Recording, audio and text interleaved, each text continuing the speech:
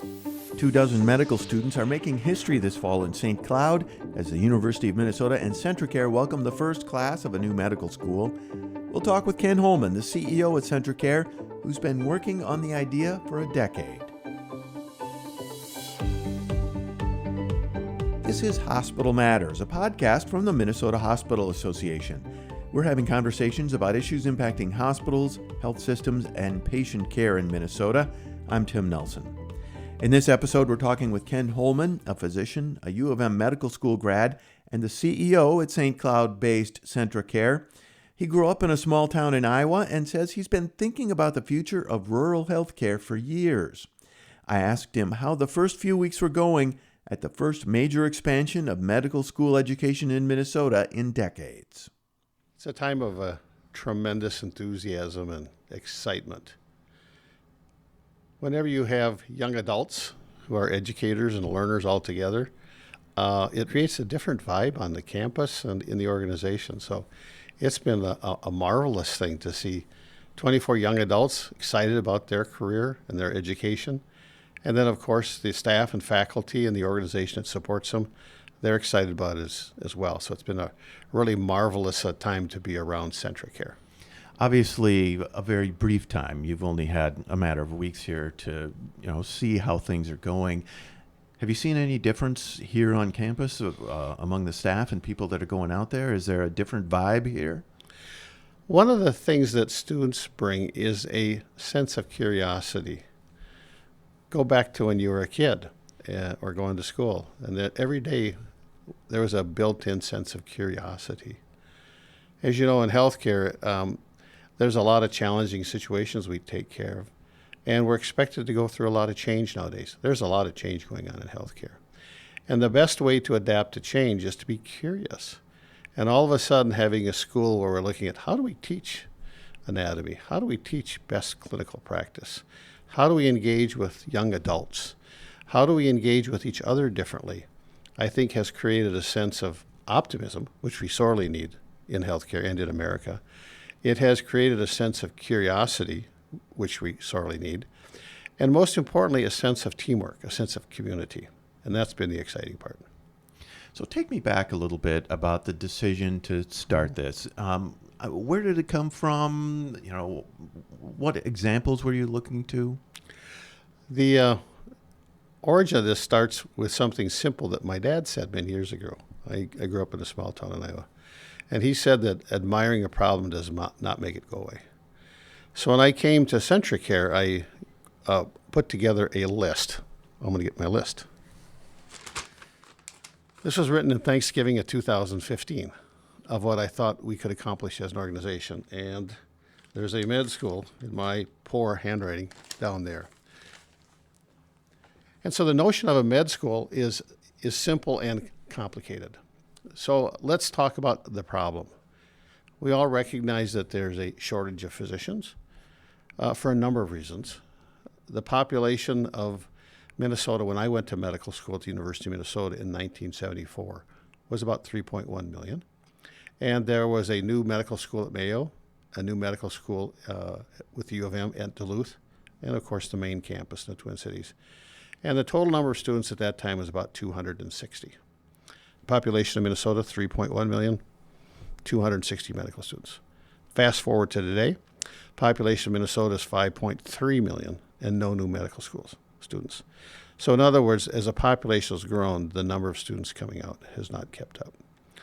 So that's one thing. Second is that rural America is more disadvantaged. Most medical schools and most institutions of advanced higher learning are in metropolitan areas.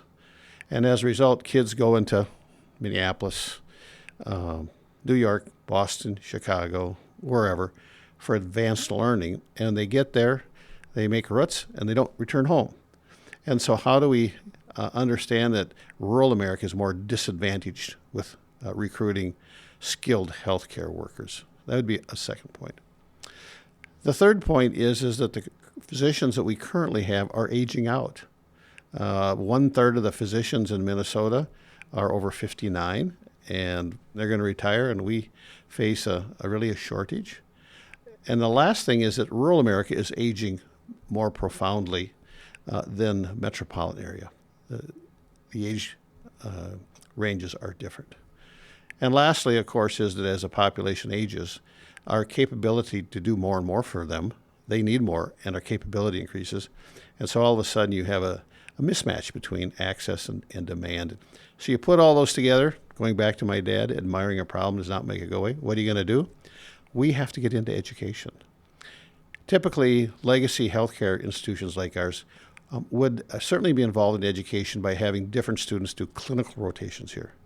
We decided a few years ago actually to invest in education with our colleges around us, as well as now with a new medical school campus with the University of Minnesota. First new one in Minnesota in 53 years, and we got 24 kids. It's really exciting. So why is a medical school the solution? Why not, you talked about clinical rotations, you talked about other higher education institutions around here. There's some people who say, look, the sort of physician-led model of care needs to change, and that needs to be less of the healthcare workforce. There may be some other solutions here. Why start putting the DIY seeds in the ground here? I'm a big believer that multiple things can be true at the same time. And the question as a leader is, how do we address multiple opportunities? So implicit in one of your comments was the notion that the identity of a care team has changed a lot. And that's exactly true for us. We employ as many physicians as we do advanced practice providers. So indeed, we are actively recruiting, have grown tremendously our advanced practice providers. There's truth to that. We need to do more of that. And in fact, we are creating more educational opportunities for our advanced practice providers, as well as a whole host of other folks. Remember that for every physician, we need roughly 10, 12, 13 other healthcare folks to support that physician. So it means our educational commitment in all things healthcare related is really important. The second is that we know that when we teach someone in our locale, they will stay with us because they move into our community. They have their kids. They might meet a partner. They go to the churches. They shop. That it becomes their community. And that data is quite compelling. We've had a family practice residency here for some time, and we're currently expanding that. We know that over 80% of those family practice residents that do their training with us stay in upstate Minnesota and with CentraCare. And that's a remarkable statistic. So we know that if we create a training program, our chance of recruiting and retaining folks to live in our communities is extremely high. And as we opened our medical school, we went through the admissions process, we had roughly 2,000 kids around the country apply and rank us as number 1 or 2. We picked our top 24. They said yes. All 24 of them are from Minnesota, and about 70% of them are from towns less than 5,000. So when you think about that, that's remarkable. Indeed, our mission of creating physicians for outstate Minnesota is working because kids are applying. They see a chance for them to live their life and be a part of a community that they love and admire, and therefore create that sense of community as we address the healthcare needs of the 21st century. So take me back also and give me a little bit of the insight into the nuts and bolts of how this happened. This is something that takes a lot of fundraising, a lot of planning, a lot of construction work. How did you come up with the money? How did you get this thing off of the runway? When I showed you that paper, that was from 2015. So I would regularly and periodically chat with people on how to get it done. CentraCare is not a degree granting institution, right? We're a healthcare organization. We don't grant master's degree or bachelor's degrees or MDs or PhDs. So whatever we were going to do required a willing partner who was going to partner with us. And so I would chat with lots of folks. And in Minnesota, the optimal, likely, and desired partner is the University of Minnesota. It has a top-ranked medical school. Your alma mater. My alma mater. And so I have had friends there for decades. And so when I would go down there for meetings, I would periodically mention to the president, Eric Kaler, Joan Cable, and the different deans of the medical school, hey, is it time for a medical school in St. Cloud? And obviously up till now, that seed did not plant and flourish and grow. As I worked with Jacob Toller the last 4 to 5 years, he's the dean of the medical school, he and I agreed, yeah, this is a great opportunity. And it fit, I think, as the envisioning that Minnesota had as a land-grant institution to find out ways for it to serve its citizens better. People say stars line up, whatever. It's stars lining up, and it's hard work. So that started a program about 4 to 5 years ago where we put together different teams to work on the key issues related to have a medical school open. And as you mentioned, there are several key areas of work. One is approvals. There's a boatload of approvals, both from the state, regulatory bodies, educational bodies. So that required work teams to develop through it. It required legislative approval, so with the University of Minnesota legislature, and even with some of our national legislation, had work teams on that. Certainly we needed to work on our staff and faculty, right? How do we find the right staff and the faculty? We had to work with the University of Minnesota Medical School, which has been around for 120 years or whatever it is, and make sure that we understood their curriculum and their processes and marry that.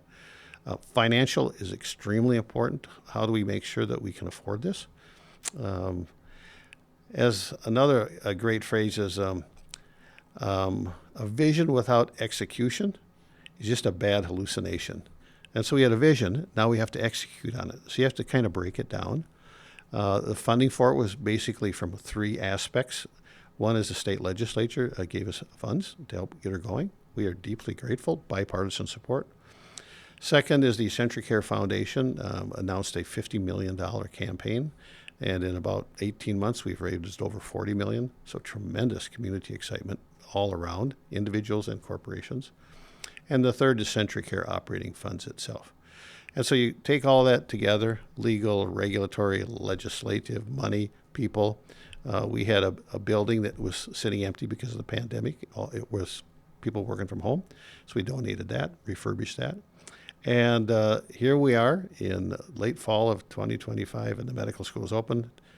I was over the other day. The kids are really excited. Got a full faculty, all the clinical rotations. And we're actually getting folks from other parts of the country saying, we've heard about this. Let's come and do a rotation with us. That's exciting.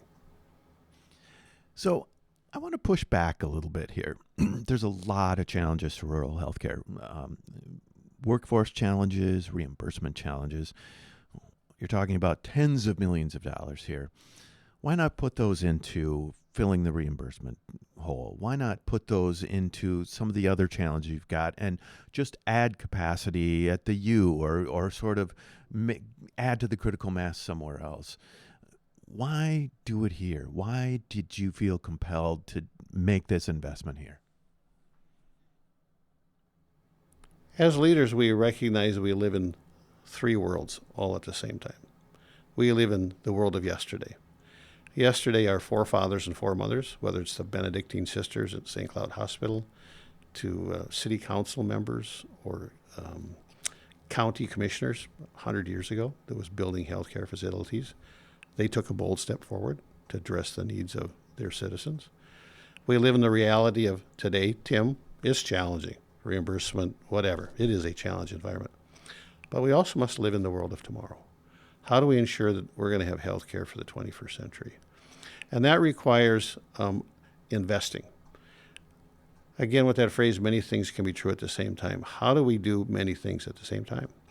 So investing for us is about filling healthcare needs for the 21st century. How do we ensure that we have caregivers, physicians, nurses, APPs, IT people, all sorts of folks? And that's by investing in something new and different. Would the university have been willing to create a medical school up here without us? I doubt it. I'm not saying they wouldn't have, but for us to add our funds, that was really a private-public partnership. Everybody talks about private-public partnerships, but everybody's pointing their finger at somebody else saying, why don't you do it? We stood up and said, we're going to do it. And I think that it reflects that one of the great things that I love about rural communities, that sense of let's come together and fix the problem. And so together we came together to address the root causes. I'd mention one other thing. Healthcare in outstate Minnesota is not only important personally, your care, whether it's your mother, your granddaughters, your grandmother, it's also collective. So what do I mean by that? Healthcare is about 16 to 8% of the gross domestic product of outstate Minnesota.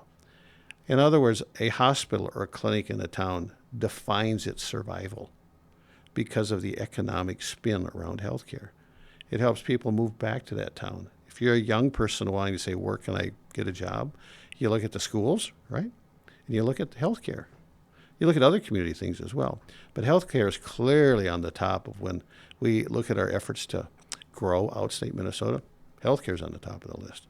So it's not only about healthcare. It was about creating a sense of community that's not just surviving or even dying a death of 1,000 cuts.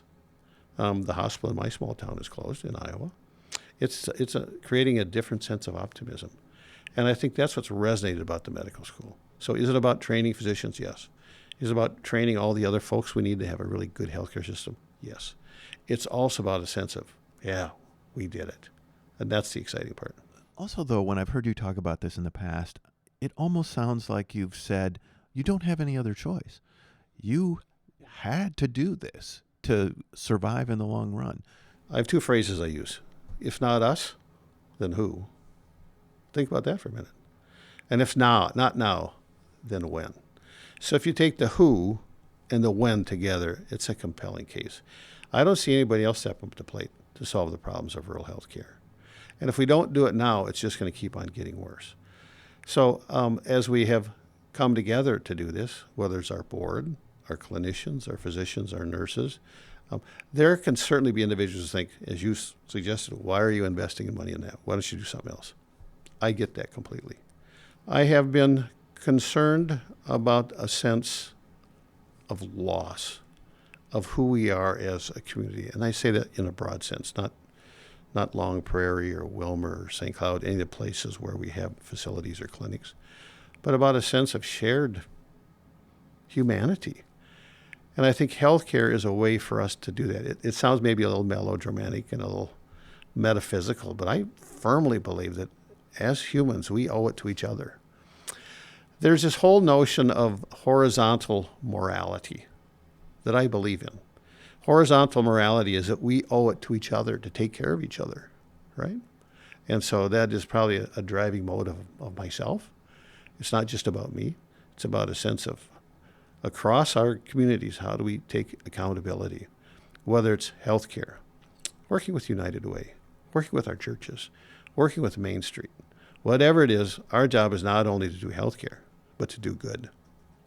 So there's a couple other places in the country that are starting some of this. There's a attempt at this in Maryland. Any advice for someone or an institution that is thinking about something like this? Whenever we start something that's profoundly new, there is a spectrum of thought that helps it be successful. On the one hand, there's a straightforward business sense, right? Here's the ROI. That's a really straight business sense. The other is, as I hope you've heard in my voice, the moral imperative, right? I think we were able to get there. We certainly had the business model. We certainly raised the money. So all those factual, objective things we needed to do, check. But I think that the secret sauce, if you want to, was the moral imperative. So the advice I would give to folks is whenever we're going to do something transformative, get both of them on your side. Get the objective, the check, because you got to nail this stuff. Again, to that execution of a vision, it requires definitive waypoints. But I would also make sure that your vision is really clear and understandable and translatable for your community. Part of this as well is that we're adding residency programs. Because as you know, after you finish 4 years of medical school, you have to go somewhere else to complete your training. So now we've embarked on an ambitious plan to have ultimately up to 72 residents over the next 6 years.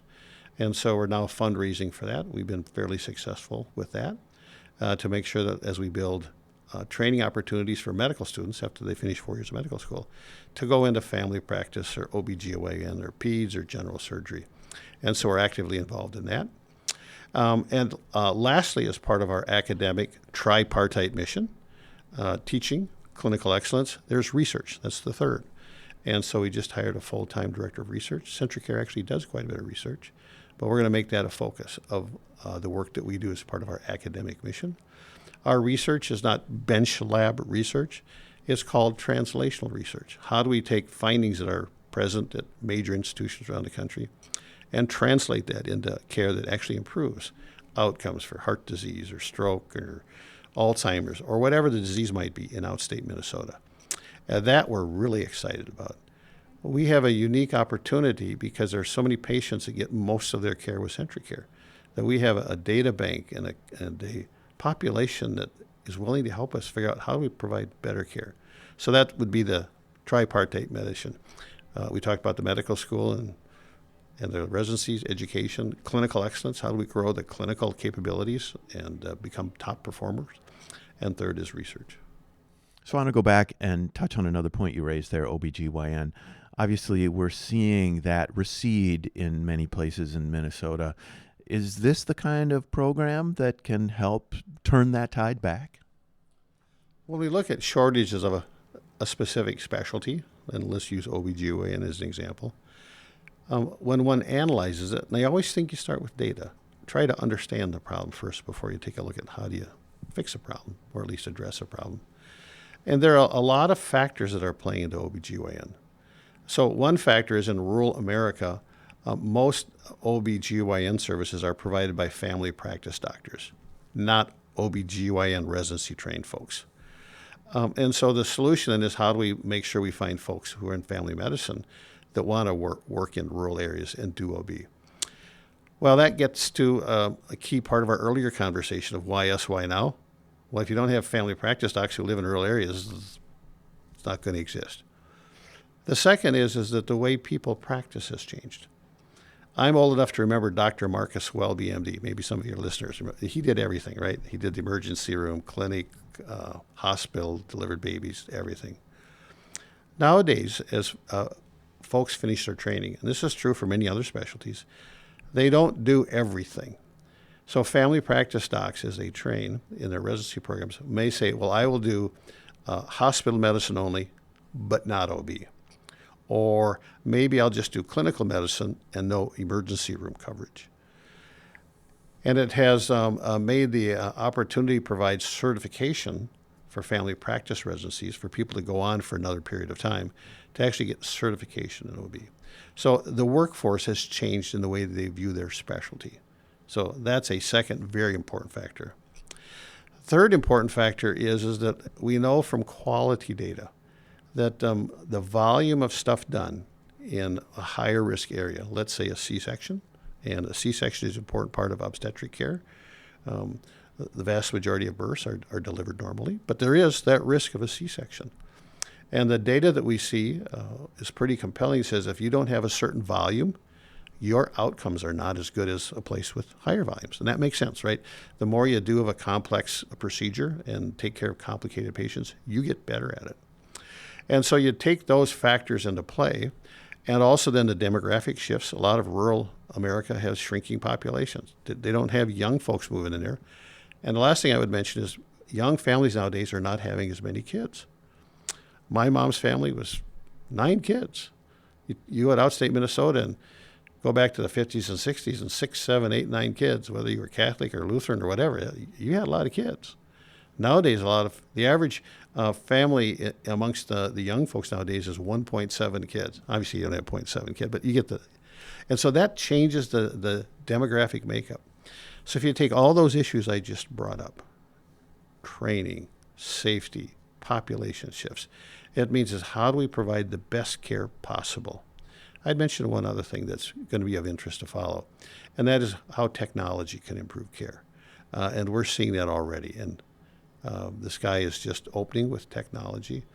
So as we look at solving the problem, we want to be a part of that solution by addressing multiple issues at the same time.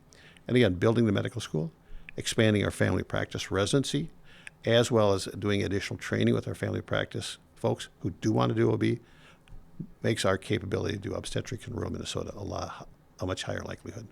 Well, I look forward to seeing the results and seeing all this come to fruition. Well, I would finish, really make sure that everybody out there that hears this appreciates our appreciation. We have been blessed to have so many good folks understand what we're trying to do and support it. And do it with not only a sense of accountability, but a sense of goodwill, doing good in our community. So for our legislators, thank you. For our board members, thank you. For our donors, thank you. For the thousands of patients who trust us every day, thank you. To our business community, thank you. Because I think indeed we are best when we are together. Again, that's Ken Holmen, CEO at CentraCare. I'm Tim Nelson, and you've been listening to Hospital Matters from the Minnesota Hospital Association. Join us next time for another look at issues impacting hospitals, health systems, and patient care in Minnesota. Thanks for listening.